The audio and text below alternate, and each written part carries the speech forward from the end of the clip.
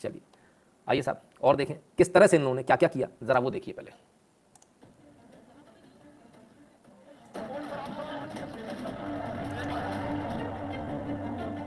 आवाज बढ़ाने का तरीका है। संसद के मॉनसून सेशन सोमवार को लोकसभा में 2 बिल पास, पेगासस मामले पर विपक्ष का जोरदार हंगामा, राज्यसभा की कार्रवाई 5 बार स्थगित। एक्चुअली पर्पस क्या था, सदन नहीं चलने दो, काम मत होने दो, काम रुकवा दो, कभी बुलेट ट्रेन रुकवा दो, कभी कुछ और रुकवा दो, देश को आगे मत बढ़ने दो। लोकसभा स्पीकर पर इस प्रकार से कागज फाड़ के उछाले गए थे। 10 सांसदों के निलंबन की नौबत आ गई थी पेगासस मामले में, लोकसभा को स्थगित कईयों बार करना पड़ा।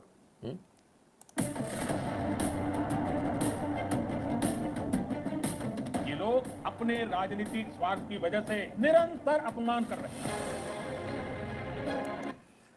सबसे बड़ी बात यह कि इसकी जो टाइमिंग है, इस पर सवाल उठे कि अंतरराष्ट्रीय डिजाइन, यानी वही फोर्ड फाउंडेशन CIA द्वारा रचित पूरा कहानी है।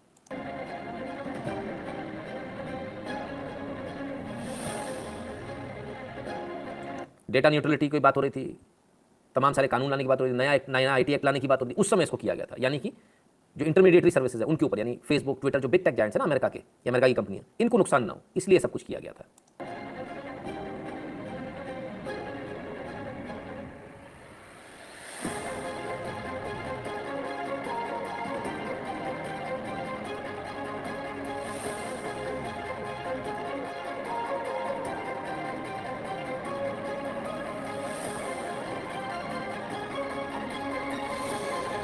तो साहब बड़े प्रयास किए, पहले राफेल में प्रयास किया मोदी को बदनाम करने का, चौकीदार चोर है, चौकीदार चोर है, उसमें सफल नहीं हो पाया। पेगासस में क्या की जासूसी हो रही, उसमें भी सफल नहीं हो पाया। पेगासस में भी झूठे साबित हो गए। लगातार इतना झूठ बोलने वाला विपक्ष आपने कहीं नहीं देखा होगा। अब इसके बाद क्या, अब इसके बाद ऑब्वियसली सरकार हमलावर होगी, बीजेपी हमलावर होगी। पेगासस जासूसी मामले पर गुमराह करने के लिए माफी मांगे राहुल गांधी, रविशंकर प्रसाद जी का कहना है भाई माफी मांगिए, आपने देश को गुमराह किया, आपने संसद नहीं चलने दी। सोचिए सुप्रीम कोर्ट, मैंने आपसे बोला हर सेकंड करोड़ों का होता है, संसद का हिसाब लगाएंगे तो सर कई सौ करोड़ में जाएगा हर सेकंड, हर मिनट। इतना महंगा पड़ता है हमको संसद और ये सारी चीज़ें, और ये बैठ के वहाँ अटखेली कर रहे हैं, मजाकबाजी चल रहा है, माखौल उड़ाया जा रहा है लोकतंत्र का। कमाल है साहब। ये सब कुछ इन्होंने सिर्फ एक पर्पस से किया, किसी भी प्रकार से कैसे भी करके मोदी सरकार को गिरा दो, बदनाम कर दो। कोर्ट जो है मोदी सरकार के अगेंस्ट में हो जाए, मोदी सरकार के विरुद्ध में फैसले देना शुरू कर दे, चिढ़ जाए कि हमारी जासूसी हो रही है। कमाल है साहब। आगे देखते हैं। बाकी राहुल गांधी कई ऐसे शब्दों का प्रयोग करते हैं जिसको मैं अपनी मर्यादाओं के कारण रिपीट नहीं कर सकता। इतना कहा गया था उनके ऑफिशियल प्रेस कॉन्फ्रेंस में कि यह देशद्रोह का मामला है, राजद्रोह का मामला है। क्या राहुल गांधी कांग्रेस पार्टी माफी मांगेगी, जिस पर इतना तूफान खड़ा किया गया देश भर में कि भारत में जनता की प्राइवेसी को नुकसान बताया जा रहा है, इंस्टीट्यूशंस को कॉम्प्रोमाइज किया जा रहा है, प्रधानमंत्री अपने पार्टी के अंदर पेगासस के द्वारा सर्विलेंस करा रहे हैं। विपक्ष, देखिए ये सबसे बड़ी बात थी, मतलब बहुत चालाकी के साथ इस चीज को रखा गया कि प्रधानमंत्री अपनी पार्टी में अपने लोगों की जासूसी करवा रहे हैं। ये किस लिए किया गया था, इसलिए किया गया था कि पार्टी के अंदर फूट पड़ जाए, विद इन द बीजेपी फूट पड़ जाए। तमाम सारे लोगों को डराया, फोन कर करके मिलने गए इनके नेता, बिल्कुल ऑन रिकॉर्ड बता रहा हूं आपको, मिलने गए इनके नेता और कन्विंस करने की कोशिश करी कि साहब आपका तो फोन टैप हो रहा है, मालूम है, मैं जानकारी आ रही है। ये स्थिति थी इनकी। तो with in the party BJP के अंदर फूट डालो, बाहर बीजेपी का, हर तरह से कैसे भी करके मोदी को निस्तेनाबूद कर दो, कैसे भी कर दो, क्योंकि जेल जाने की तारीख पास आ रही है। वो नेशनल हेराल्ड, वो 2G 3G जीजाजी फलान ढिकान सब धीरे धीरे करीब आ रहे हैं। कैसे करें, जमीनें कब्जाई हैं, उनके केस भी अभी खुलेंगे। अभी तो नेशनल हेराल्ड का एक ही भूत नहीं निकला, अभी बहुत सारे भूत बाकी हैं। आइए, पक्षियों का करा रहे हैं, पूर्व प्रधानमंत्रियों का करा रहे हैं, आरोप शुरू हो गया। तो क्या आज कांग्रेस पार्टी माफी मांगेगी, क्या राहुल गांधी माफी मांगेंगे? ये है बड़े सवाल। और ये मैं इसलिए आपसे कह रहा हूं कि इन्होंने संसद चलने नहीं दी थी। आपको याद है ना, आप खास करके हमारे टीवी वाले और हमारे प्रिंट के हमारे मित्र उस समय के अपने फुटेज और रिपोर्टिंग को निकालेंगे तो संसद कितने दिन नहीं चलने दी गई थी वो सब रिपोर्ट आपके सामने आ जाएगी। ये सारा कुछ एक मोटिवेटेड कैंपेन का पार्ट है जिसका सच्चाई से कोई मतलब नहीं है, इसलिए आरोप लगाते हैं और भाग जाते हैं। आरोप लगा के भाग जाने वाली एक और पार्टी है, उसके ऊपर तो सीधा सीधा आरोप है कि फॉरेन फंडेड है, फोर्ड फाउंडेशन से पैसे लेकर ही चलती है पार्टी। उस पर ही बात करेंगे सर अभी, पर पहले इसको सुन लें। और उसके सार में क्या है, उसके सार में है कि मोदी जी को कमजोर करने, मोदी जी के खिलाफ अनर्गल बयान देते रहो। ये बात मैं आपसे इसलिए कह रहा हूं, याद करिए पेगासस पर तो दुनिया में चर्चा हो रही थी और कई देश जो इसका प्रयोग करते हैं उनका नाम नहीं आ रहा था, लेकिन भारत में इसका दुरुपयोग हो रहा है, यह चर्चा दुनिया में हो रही थी या दुनिया में करवाई जा रही थी। हिंदुस्तान में 3-4 मीडिया के मीडियम्स ने, मैं किसी का नाम नहीं लूंगा, प्रिंट एंड इलेक्ट्रॉनिक्स बोथ, क्या कैंपेन किया था? The BJP is entitled to respectfully ask the leading newspapers or journals or digital mediums who's unleashed a sustained, motivated campaign against Prime Minister in particular and his government in general. His government survives on snooping, on spying. क्या-क्या शब्दों का प्रयोग किया गया था.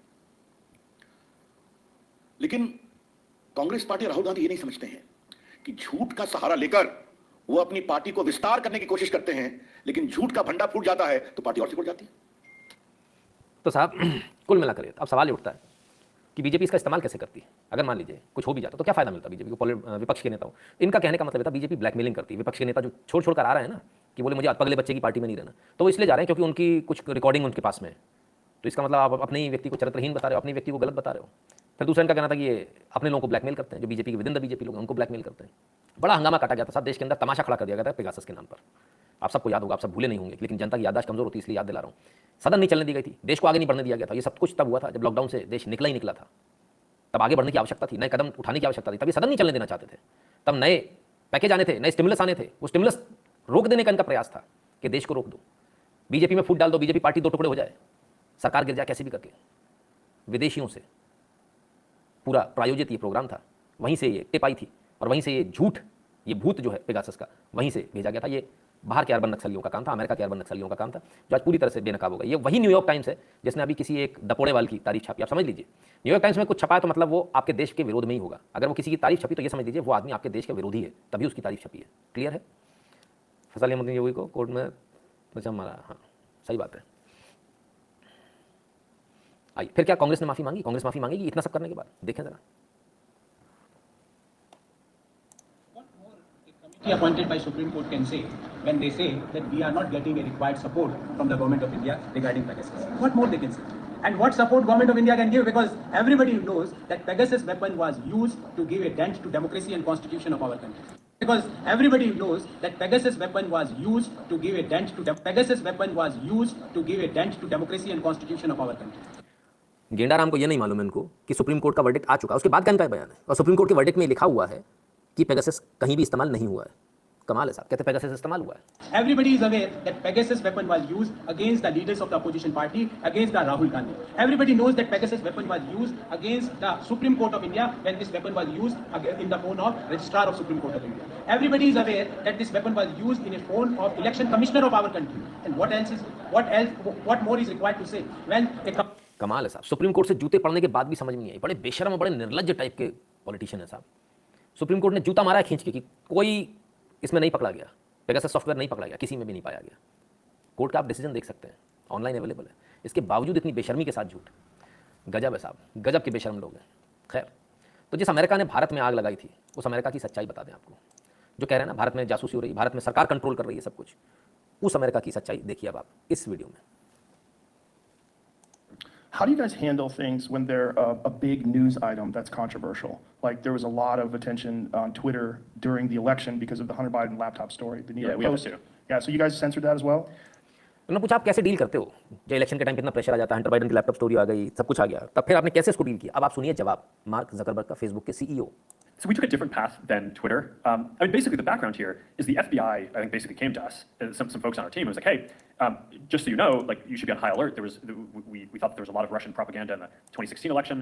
We have it on notice that basically there's about to be some kind of dump that's similar to that, so just be vigilant. So our protocol is different from Twitter's. What Twitter did is they said you can't share this at all. We didn't do that. What we do is we have... if something's reported to us as potentially misinformation, important misinformation, we also have this third-party fact-checking program because we don't want to be deciding what's true and false. And for the, I think it was 5 or 7 days when it was basically being determined whether it was false, the distribution on Facebook was decreased, but people were still allowed to share it. So you could still share it, you could still consume it. Can we say the distribution is अब सुनिए साहब, इनका कहना है कि Hunter Biden की जो तमाम सारी बच्चों के साथ, तमाम सारी कॉल गर्ल्स के साथ में जो ब्लू फिल्म्स थी, उन ब्लू फिल्म को लेकर हमारे पास में FBI I, federal bureau of investigation, और उसने कहा कि ये जो मैटर है ये उठना नहीं चाहिए. आप कमाल देखिए साहब, ट्रंप देखिए, सिस्टम जिसका होता है ना, लेफ्ट सिस्टम, वहाँ पर भी सिस्टम जिसका होता है राज वो करता है. ट्रंप राष्ट्रपति है, उनके राष्ट्रपति रहते हुए स्टोरीज आई, लेकिन ये स्टोरीज को किसी ने नहीं चलाया. ट्विटर ने इसको आउटराइटली बैन कर दिया. जिस ट्विटर को आप इतना मानकर चलते हो ना, ये ट्विटर एक नंबर का फ्रॉड है, आउटराइटली बैन कर दिया ट्विटर ने हंटर बाइडन की स्टोरीज को. ठीक है, अब आइए दूसरे, फेसबुक पर क्या कहते हैं, हमने ट्विटर की तरह आउटराइटली बैन नहीं किया, आप शेयर कर सकते हो, लेकिन हमने उसका डिस्ट्रीब्यूशन डिक्रीज कर दिया. मतलब जैसे आप कहते हो ना, रीच घटा दी. कि पहले अगर आप कुछ पोस्ट डाल रहे हो तो उस पर 1000 लोगों के लाइक आ रहे हैं, 10,000 लोग उसको व्यू कर रहे हैं, ठीक है। उसकी जगह इन्होंने क्या किया, बोले एक काम करो 10,000 की जगह सिर्फ 100 ही लोग देख पाएं इसको, 10 ही लाइक आने दो, डाल दो तुम, पर हम तुम्हारा किसी को दिखा ही नहीं रहे, तब क्या करोगे? ये बेईमानी इन्होंने किससे पूछ कर करी? मतलब ये तो फ्री है ही नहीं, एक भी प्लेटफॉर्म फ्री नहीं है। ये जो चाहेंगे वो दिखाएंगे आपको, आप जो देखना चाहते हो वो नहीं देख पाएंगे। ये एक्चुअली आपकी प्राइवेसी और आपके राइट्स का वायलेशन इन प्लेटफॉर्म के द्वारा किया जा रहा है। एक्चुअली ये इन प्लेटफॉर्म को ये अधिकार होना ही नहीं चाहिए कि किसी पोस्ट को रोक सकें या किसी पोस्ट को बढ़ा सकें। ये अधिकार इनके पास नहीं होना चाहिए, और यदि किसी पोस्ट को रोकते हैं तो ऐसे में तो इनके ऊपर कड़े कानूनी कार्रवाई होनी चाहिए। मैं समझता हूँ भारत सरकार को कानून बनाना चाहिए और सख्त कानून बनाना चाहिए, इस पर बहुत आवश्यकता है। ये तो अपने मन से भारत को तोड़ने वाली चीज़ें बताते हैं, ये कभी भी भारत को जोड़ने वाली चीज़ें नहीं बताते हैं। ये सारे विदेशी एक बार फिर भारत को तोड़ने के प्रयास में। Decreased. It got shared. How does that work? It basically, the ranking in newsfeed was a little bit less. So fewer ranking घटा देते हैं उसकी। people saw it than would have otherwise. So it definitely, By what percentage? I don't know off the top of my head, but it's कितना percent घटाया? बड़े मुस्कुरा के बोलते मुझे पता है। कितने चोर चोट्टे बेईमान टाइप के, मन करता है मुंह पर इनके तमाचे दो खींच खींच के, निकम्मे नालायकों के। इतने चोर चोट्टे लोग हैं ये, और ये सब आपके साथ खेल रहे हैं, आपको बेवकूफ बना रहे हैं। आप लोग मोबाइल लेकर बैठे हैं, मूर्ख बन रहे हैं आप लोग इन लोगों के बनाए में, और अपना समय दे रहे हैं आप लोग। it's meaningful. But I mean, but basically, a lot of people were still able to share it. We got a lot of complaints that was the case. Obviously this is a hyper-political issue, so depending on what side of the political spectrum, you either think we didn't censor enough or censored it way too much. Right. But we weren't sort of as black and white about it as Twitter. We just kind of thought, hey, look, if the FBI, which I still view as a legitimate institution in this country, it's like very professional law enforcement, if they come to us and tell us that we need to be on guard about something, then I want to take that seriously. Did they specifically say you need to be on guard about that story? No, I don't remember if it was that specifically, but it basically fit the pattern. तो साहब इनसे पूछा गया क्या FBI ने आपको particularly Hunter Biden के लिए ही बोला था? बोले ये तो मुझे याद नहीं, पर उन्होंने बोला था आपको ऑन गार्ड रहना, यानी कि आपको थोड़ा सचेत रहना, कुछ ऐसा ऐसा मटेरियल आ सकता है। अब एफबीआई के लोग खुद इसमें मिले हुए थे ट्रंप को हराने में, या फिर ट्विटर ने फेसबुक ने मिलकर हरा दिया। इन दोनों को जेल में डालना चाहिए कायदे से, पूरी बाकी की बची हुई जिंदगी इनसे जेल की चक्की पिसवानी चाहिए, इन्हें 3rd डिग्री जेल दी जानी चाहिए, पत्थर तोड़वाए जाने चाहिए इनसे, तब इनको समझ में आएगा। इन्होंने एक लेजिटिमेट सरकार को गिरा दिया झूठ के चलते। और क्या बोलते हैं कि रशियन इन्फ्लुएंस होगा। हंटर बाइडन नंगी लड़कियों के नाच के साथ नाचते हुए उसकी वीडियोस हैं, वो रशियन इन्फ्लुएंस है। हाँ, हंटर बाइडन की कितने वीडियोस हैं कॉल गर्ल्स के साथ में, सौदा करते हुए, कोकीन के साथ। वो रशियन इन्फ्लुएंस है। रशिया वहाँ से प्रोपेगेंडा चला रहा है, अपना लौंडा संभल नहीं रहा, रशिया के ऊपर डालोगे। ये क्रिमिनल एक्ट है मार्क जकरबर्ग का और इसका, आपके ट्विटर का, दोनों का। इन दोनों को जेल में डालना चाहिए, नथ वाली छमिया को और इसको, तभी ये मानेंगे, ये ऐसे नहीं मानेंगे। आई एम रियली सरप्राइज्ड कि इसके बावजूद इन पर कार्रवाई नहीं हो रही। अमेरिका कैसे मरे मुर्दों का देश है, मुझे तो हैरानी होती देखकर। Sir ji will see the same in 2024 election. हाँ, नारायण शंकर जी मालूम मुझे, भारत में पिछली बार भी इन्होंने फेसबुक की पोस्ट को इतना गजब का इन्होंने सेंसर किया था कि मैं आपको क्या बताऊं, कि मैं मजाक में बोलता था फेसबुक पर, जब मैं लाइव चलाता था, मैं मजाक में अपने दोस्तों से बोलता था छींक भी दूंगा तो 3-5 लाख 4-5 लाख व्यूज़ आ जाएंगे। मतलब ये अतिशयोक्ति नहीं, मैं सच्चाई बता रहा हूँ। मैं बोलता था कि छींक भी दूंगा तो 4-5 लाख व्यूज़ आ जाएंगे। इतने व्यूज़ आते थे सर। सिंगल वीडियो मेरा 80 लाख व्यूज़ का है फेसबुक के ऊपर। लेकिन जैसे ही चुनाव का समय नज़दीक आया, उन्होंने ऐसा दबाया साहब कि आप सोचिए, लाखों के व्यूज़ वाला व्यक्ति जिसके लाखों व्यूज़ आते थे, मुझे इन्होंने लाके कहाँ पटका, एकदम जीरो पे। 4-5 हज़ार व्यूज़ रह गए मेरे। तो जिसने लाखों देखे वो तो काम कर नहीं पाएगा उस पर। यही कारण था कि हम फेसबुक को छोड़कर यूट्यूब पर आए। पर यूट्यूब पर भी वही हाल है, कोई ज़्यादा उससे थोड़ा बेहतर है, शायद हमको भी थोड़ा बेहतर लग रहा है, हो सकता है आगे जाके हमको गड़बड़ लगे। तो कुल मिलाकर इस प्रकार ये लोग आपके साथ खेल खेलते हैं, गेम खेलते हैं। ये सारे के सारे फ्रॉड्स हैं, और इन सबको, जितने भी इस तरह के लोग हैं, इनके लिए सख्त कानून होने चाहिए। और इनके सीईओ को भारत, जो देश अपने चला रहा है, भारत इतना बड़ा देश है कि भारत को ये कंडीशन रखनी चाहिए कि तुम्हारे से डील फाइनल होगी जब हमारी कोर्ट बुलाएगी, आपको यहाँ आना पड़ेगा। अदरवाइज उसी दिन आपके सारे एम्प्लॉयज़ को जेल भेज देंगे हम, एक लाइन में उठा के। और करना चाहिए भारत सरकार को, इनके सीईओज़ को यहाँ आना चाहिए, इनको चक्की पिसवाओ साहब, ये ऐसे नहीं मानेंगे। बहुत आवश्यक है। ये लोगों की भावनाओं के साथ खिलवाड़ कर रहे हैं। सोचिए, आप कोई पोस्ट डालते हैं, आप सोचते हैं कि ये पोस्ट मेरी अच्छी चलेगी, आपने कोई अच्छी जानकारी दी है, भारत के लिए जानकारी दी है, भारत की जानकारी दी है, इतिहास से संबंधित दी है, आपको पता चला आपकी पोस्ट बैन कर दी है, आपका ट्विटर आईडी बैन कर दिया। ये कौन होते हैं? ये जज हैं क्या? हमारे देश की कोर्ट डिसाइड करेंगे, ये थोड़ी डिसाइड करेंगे। पर ये सबसे सर्वोच्च जज बन गए। जज का ट्विटर अकाउंट भी ये देखेंगे इन्हें क्या करना है क्या नहीं। कमाल है साहब। आइए और देखें।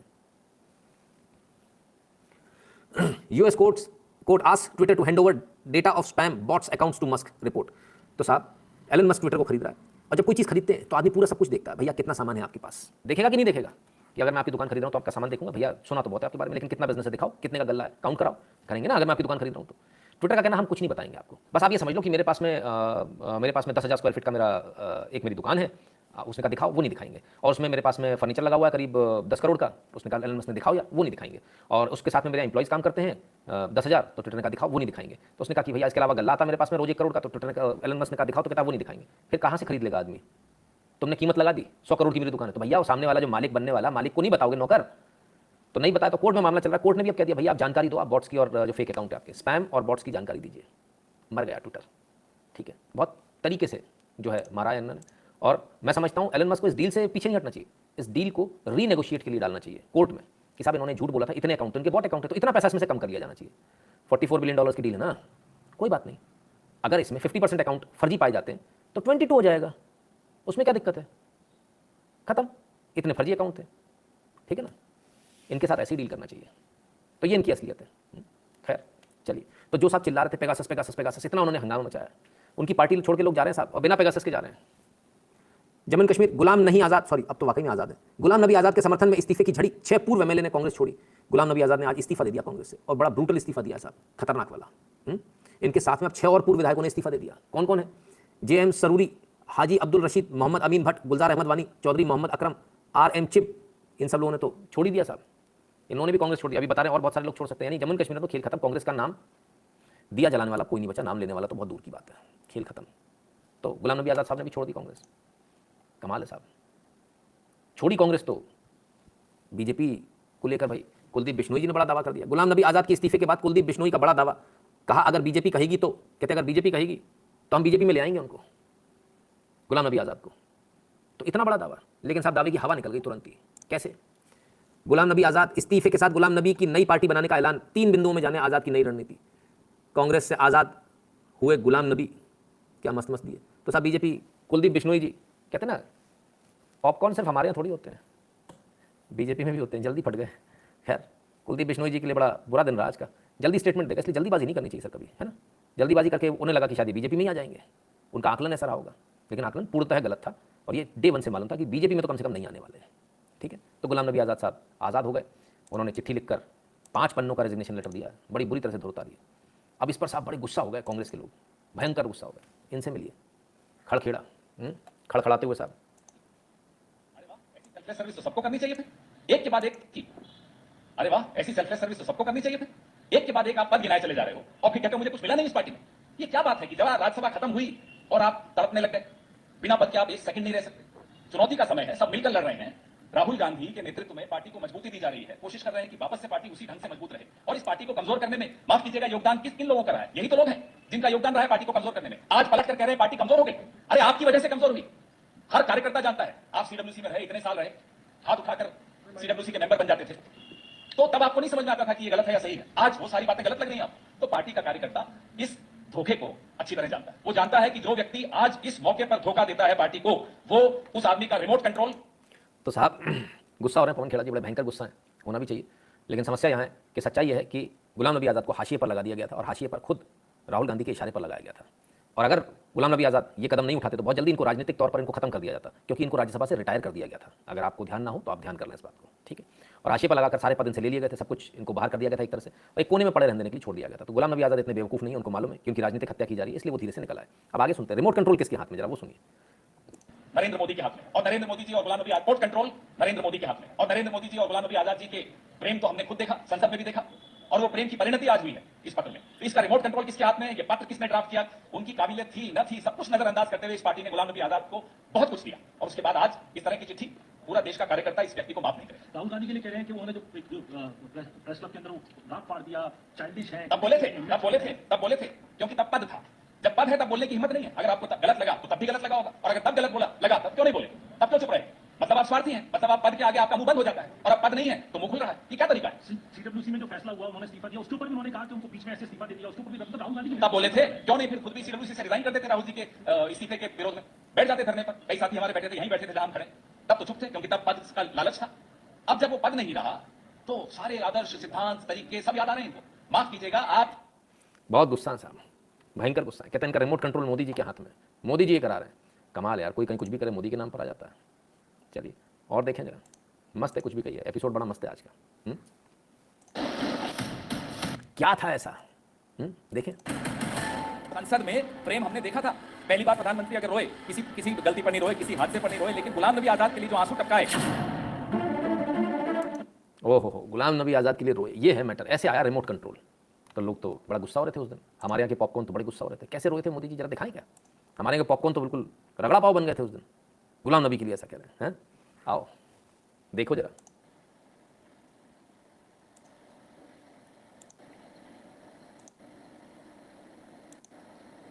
उनके आंसू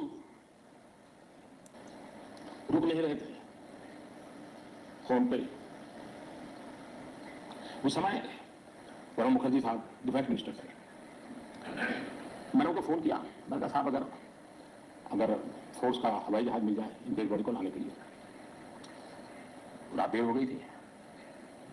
मुखर्जी साहब ने कहा चिंता मत कीजिए, मैं करता हूँ व्यवस्था। लेकिन रात में फिर गुलाम नबी जी का फोन आया। वे एयरपोर्ट थे।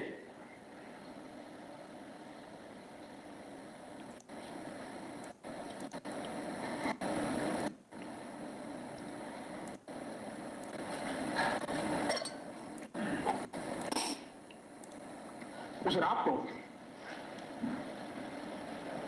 एयरपोर्ट से उन्होंने मुझे फोन किया और जैसे अपने की चिंता करें, परिवार के सदस्य की चिंता करें, वैसी चिंता। ये प्रधानमंत्री मोदी की वो स्पीच थी जो फेयरवेल में गुलाम नबी आज़ाद जी के फेयरवेल में दी गई थी। एक स्पीच और थी प्रधानमंत्री मोदी की, वो भी किसी मुस्लिम के फेयरवेल में दी गई थी। वो भी मुस्लिम नेता थे, भारत के उपराष्ट्रपति थे। उस समय बड़े अलग ढंग से दी गई थी, ये बड़े अलग ढंग से दी गई थी। जब ये दी गई थी उसी समय हमने कहा था, मैंने कहा बड़ा सॉफ्ट कॉर्नर डेवलप हो रहा है, सब देख लेना मामला क्या है। खैर इसी चीज़ को लेकर वो कह रहे हैं, हमें सब समझ में आ रहा है, बेवकूफ़ थोड़ी है हम, चिल्ला रहे हैं। चलिए आगे देखिए। गुलाम नबी आजाद के इस्तीफे से कांग्रेस पार्टी में हड़कंप मचा हुआ है और पार्टी इसे सीधे प्रधानमंत्री मोदी से जोड़ रही है। ऐसा क्यों है ये आप आगे जानेंगे, लेकिन उससे पहले गुलाम नबी आजाद की उस चिट्ठी की बात करनी जरूरी है जो बहुत ज्यादा भावुक है। उन्होंने कांग्रेस पार्टी में करीब 50 साल पहले से शुरू हुई अपनी यात्रा के जिक्र से आरंभ की है। चिट्ठी सीधे सोनिया गांधी को लिखी है। इस चिट्ठी में उन्होंने लिखा है कि वो कैसे इंदिरा गांधी से लेकर मनमोहन सिंह की कैबिनेट में मंत्री रहे। नबी आजाद की 1973 से 2013 तक के करियर के बाद वो अपनी चिट्ठी में राहुल गांधी पर बहुत तीखा हमला कर रहे हैं, ऐसा जैसा शायद ही पहले किसी कांग्रेस के नेता ने किया हो। दुर्भाग्यवश राजनीति में राहुल गांधी की एंट्री के बाद खास तौर पर जनवरी 2013 में जब आपने उन्हें उपाध्यक्ष बनाया तो उन्होंने पूरा का पूरा सलाहकार तंत्र ध्वस्त कर दिया जो पहले बहुत अच्छे से काम करता था। इस अपरिपक्वता का सबसे बड़ा उदाहरण तो ये था कि जब राहुल गांधी ने मीडिया की मौजूदगी में सरकार का बिल फाड़ दिया था। वो बिल कांग्रेस कोर ग्रुप ने तैयार किया था और भारत के प्रधानमंत्री की कैबिनेट ने स्वीकृत किया था। इस बचकाना व्यवहार ने प्रधानमंत्री और भारत सरकार की अथॉरिटी को खत्म किया। 2014 में कांग्रेस की हार के लिए यह घटना बहुत बड़ी जिम्मेदार थी। जब उन्हें बचका तो साहब एक एक चीज़ को लेकर उन्होंने वार किया। कांग्रेस तो छोड़िए, राहुल गांधी पर सीधा वार। आइए और देखें राहुल गांधी की बचकाना हरकतें जो है उस पर वार, यानी अधपगले बच्चे को एक्सेप्ट करने से मना कर दिया। 2014 में आपके नेतृत्व में और उसके बाद राहुल गांधी के नेतृत्व में कांग्रेस पार्टी बहुत बुरी तरह से 2 चुनाव हारी। कांग्रेस ने 2014 से 2022 के बीच 49 में से 39 चुनाव हारे हैं। पार्टी ने सिर्फ 4 राज्यों में चुनाव जीता और 6 बार गठबंधन के साथ सरकार बनाने में कामयाब हुई।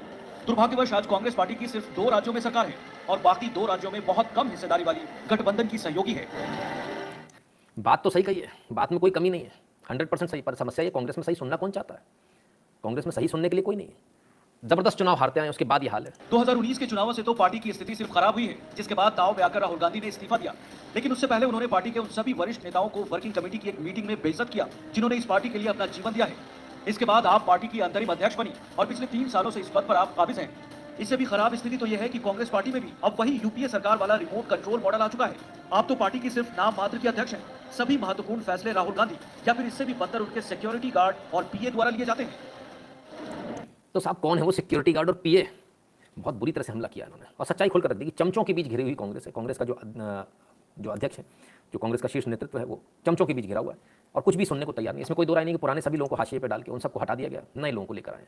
ये कांग्रेस में गुस्सा हो गए, कब तक सुनते रहते। इससे पहले भी कई लोग जा चुके हैं ये कहकर कि भाई ये नहीं बनाए इस पॉलिटिक्स के लिए, तो काहे के लिए आप जबरदस्ती इसको बनाए जा रहे हो। उनको भी निकाल दिया था कांग्रेस ने। आइए और देखें। अपना दर्द गुलाम नबी आजाद ने ऐसे बयां किया। जो मंडली आज कांग्रेस पार्टी चलाती है उसके निर्देश पर जम्मू में मेरी दिखावटी अंतिम यात्रा भी निकाली गई। जिन्होंने ये अनुशासनहीनता की थी उनका दिल्ली में पार्टी के महासचिवों और राहुल गांधी ने निजी तौर पर स्वागत किया। इसके बाद इसी मंडली ने पूर्व कैबिनेट सहयोगी उन कपिल सिब्बल के घर पर भी गुंडे भेजकर हमला करवाया जो अदालतों में आप और आपके बच्चों का बचाव कर रहे थे। तो साहब सच्चाई ये है कि न सिर्फ इनको हाशिए पे लाया गया बल्कि अंदर ही अंदर अंदरून इनकी बेइज्जती बहुत की गई। सेम बेइज्जती जो है, यही बेइज्जती जैसे इन्होंने बताया ना, वर्किंग कमेटी में सबको बुलाकर बड़े जो अपने से जो बड़े होते हैं ना उनकी इज्जत करनी चाहिए। लेकिन ये वो बच्चे नहीं समझ पाते जो सिल्वर स्पून के साथ पैदा होते हैं। यही गलती राहुल गांधी कर गए और इन्होंने सबकी बेइज्जती करी। ऐसी ही बेइज्जती इन्होंने ज्योतिरादित्य सिंधिया की भी करी थी और इसी कारण से वो छोड़कर बीजेपी में शामिल हुए थे, कांग्रेस छोड़कर। हर व्यक्ति को आप हर किसी को ऐसे जलील नहीं कर सकते। उनको भी राज्यसभा नहीं भेजा, उनको भी हाशिए पे लाने की तैयारी थी कि खत्म करो। एक कांग्रेस के अंदर एक चमचा जो गुट है ना वो आ गया है, वो चमचा गुट पूरी कांग्रेस को खत्म किए दे रहा है। वो सिर्फ चाहता है कि पावर हमारे पास है, पुराने सारे लोगों को हम खत्म करें, लेकिन उसके पास एक्सपीरियंस नहीं है, प्रॉब्लम है। तो धीरे धीरे करके पार्टी पूरी तरह से खत्म होती चली जा रही है और ये खत्म होगी। अब इसको कोई रोक नहीं सकता, क्योंकि इतना ज़्यादा घुन लग चुका है इसमें कि अब इसका बचना असंभव है। इसलिए हम बार बार बोलते हैं बीजेपी को ऐसे चमचों से दूर रहना चाहिए। बीजेपी के जो नेता हैं, बीजेपी में जो पट्टावाद जो चल रहा है, इससे बचना चाहिए। नहीं तो एक दिन ये घुन लगते लगते इतना घुन लग जाएगा कि फिर आप इस लकड़ी को कुछ नहीं कर पाओगे, ये बर्बाद हो जाएगा, है ना। और लगभग कमोवेश अक्सर सभी पार्टियों के साथ वर्ल्ड ओवर अगर आप देखेंगे तो यही हाल होता है। उनके पतन का सिर्फ एक कारण होता है चमचे।